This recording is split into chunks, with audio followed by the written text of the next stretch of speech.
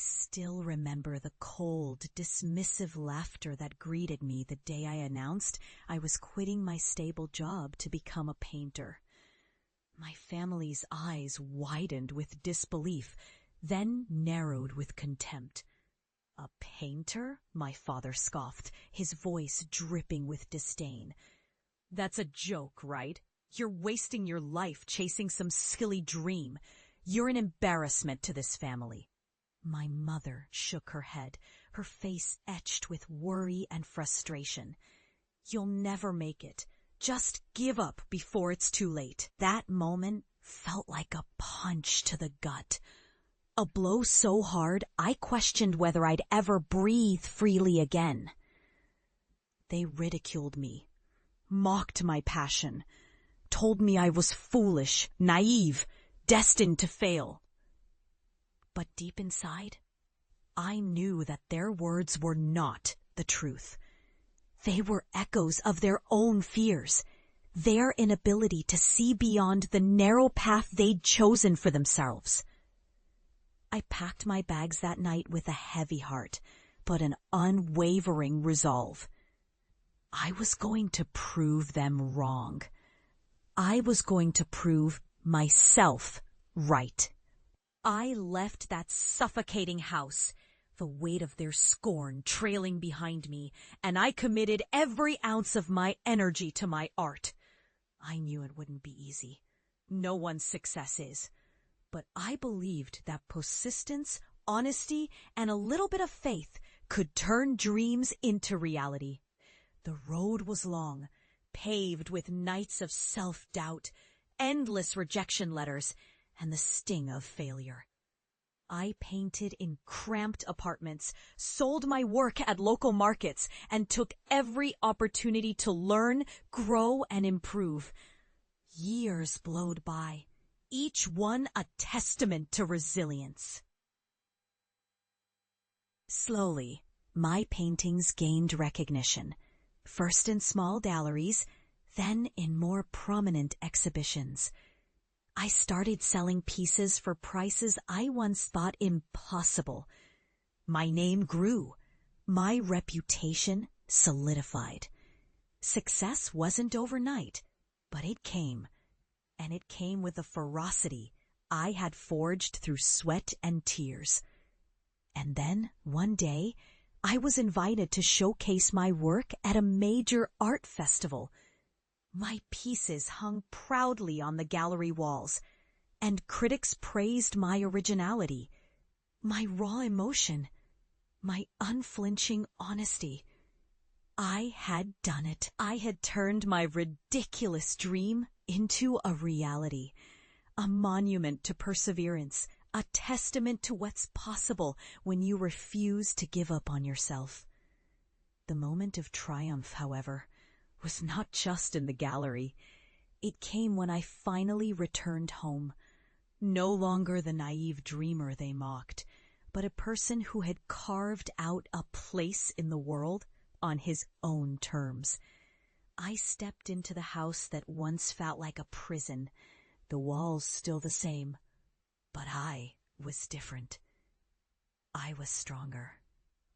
They were waiting in the living room, eyes wide with a mix of surprise and skepticism. My father looked at me, his jaw tightening as if he'd just seen a ghost. My mother's gaze flickered from me to the paintings I carried under my arm and back again, her face unreadable. I set my paintings down gently on the coffee table, then looked at them, at the people who had once told me I'd fail. I remembered every cruel word, every sneer, every moment of doubt they'd cast upon my path, and I felt no anger, only a quiet, unshakable confidence. "Do you remember when you told me I'd never make it?" I asked softly, voice steady. "Do you remember calling me an embarrassment?"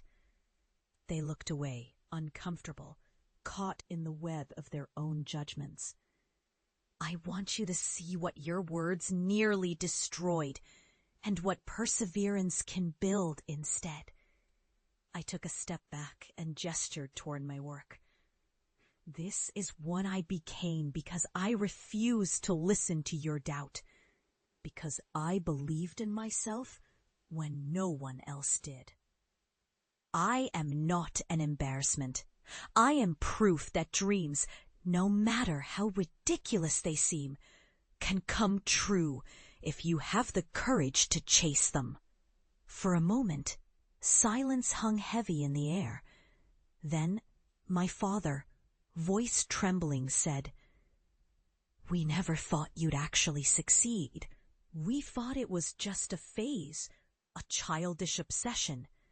And that's what I needed to prove," I replied gently. "Not just to you, but to myself, that I am capable of more than your expectations. That I can forge my own destiny, even if it means walking a lonely road for a while." I looked around the room, feeling the weight of years lift from my shoulders. I had come home not just as a victorious artist, but as someone who had learned the deepest lessons of resilience, faith, and self-love. As I turned to leave, my mother reached out hesitantly, her eyes glistening. "We were wrong. You did good." It was not just her words that mattered, but what they represented, a recognition of growth, of understanding, of the profound truth that no one's labels define us. That sometimes the greatest victories come after the harshest doubts. Walking out that door, I knew I had redefined myself. My success was not just in the gallery walls or the prices I commanded, but in the way I had risen from the ashes of rejection. I had learned that the pursuit of one's true calling, no matter how ridiculous it seems, can transform the soul and inspire others to do the same. And as I drove away, I carried with me a simple but powerful truth, that perseverance, faith, and unwavering belief in myself are the most potent forces in the universe. That karma's ledger balances in the end, rewarding those who dare to dream and never give up. Because the greatest victory is not just in succeeding, but in becoming the person you are always meant to be.